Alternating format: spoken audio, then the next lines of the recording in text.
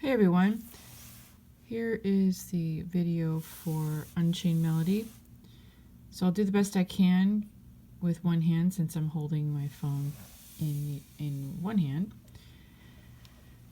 Okay, so let's start with the left hand, and remember that your left hand, those notes that your left hand plays in the bass would kind of mimic what a bass player might do, and play the first notes of the chords only. It's also called the root note. So like that C chord, you play the C, and notice that the next one called A minor is skipping over that other white one, and then it's this F key, which is again a skip over, and then the next door neighbor. Okay, and again, so I'll just point C, A, F, G. Okay, so if you want to try, this is probably the best way to hold your hand so that your pinky is on the F and so on lined up. This way you don't have to move your hand around, and your fingers are all set, so it's your thumb, and you skip over one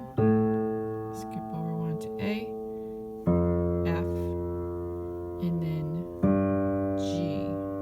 Okay? And that's the only part of the song we did. There's a couple places where it's slightly different, and what I'll do is I will do another video to show that. Okay, so if you're really having trouble doing both hands with a hand like that, choose a finger, maybe pointer, and just move it down. Sometimes that's actually easier, and it actually gives you the feeling of where you need to go. You know, you need to jump. Okay. So again, the right hand, okay, remember your fingers. So just like if you line up on the white keys, the thumb is on the C, so the first chord the C, and your middle guy, the third finger is on this one. Okay, hands kind of perfectly set up for that. Check your position. Try not to let other fingers sneak in and do anything different, because this is the way that pretty much we're going to be using chords on the piano.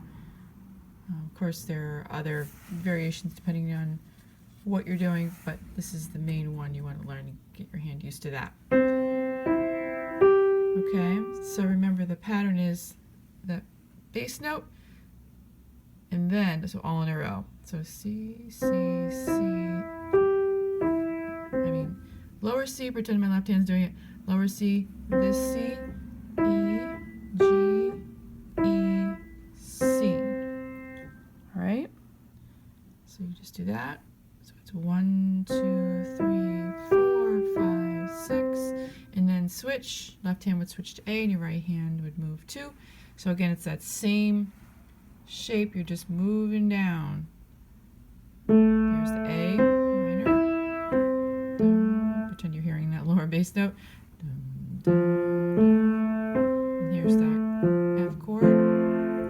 Okay, and then the G chord.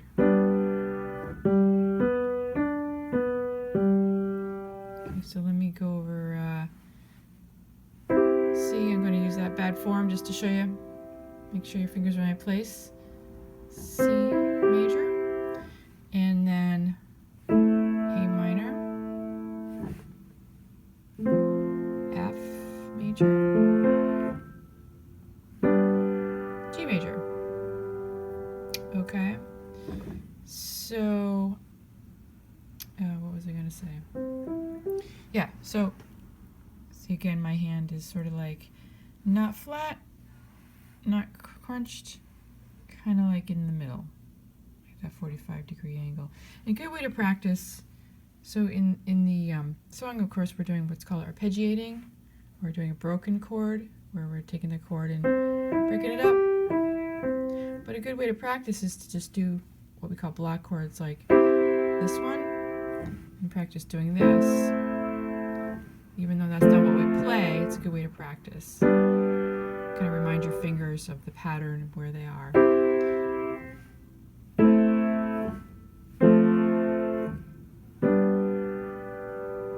Okay, that's good for this one, and I'm going to make another video showing you another part that goes along with it.